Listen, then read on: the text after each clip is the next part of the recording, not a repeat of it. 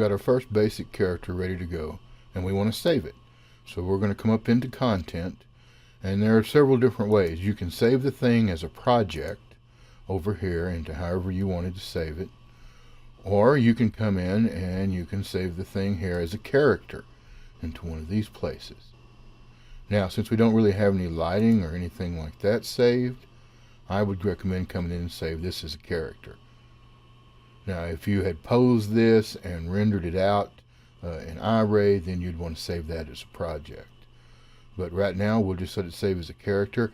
And it is on creating thumbnail, which in some cases, if you don't have quick thumbnail generation checked, that can take a while. It depends on the computer.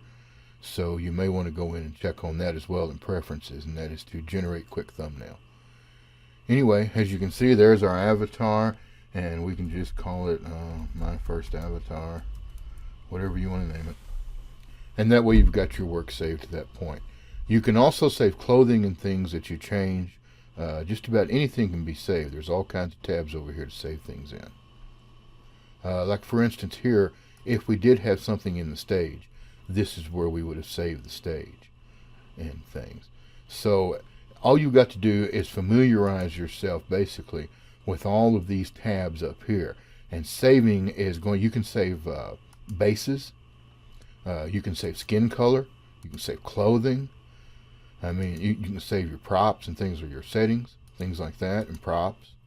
As you can see right here, this is atmosphere, IBL, lighting, cameras, special effects, also materials, things like that. That's going to be very important in iRay and things.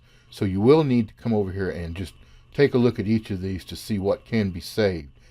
If you're not if this plus is not available, then whatever you have cannot be saved there. You're in the wrong place. Come over to somewhere where it is available, and then you can save it, either here as a base, over here though as a project or a character. The more you work with CC3, the more you become familiar with how to save things. Because in 3D, like everything else, once you've created something, there's no use in creating again. That's just really a waste of effort. So anytime you modify something, you might want to come over and save it in your custom library, just so you have it available next time. That pretty much sums it up for this section.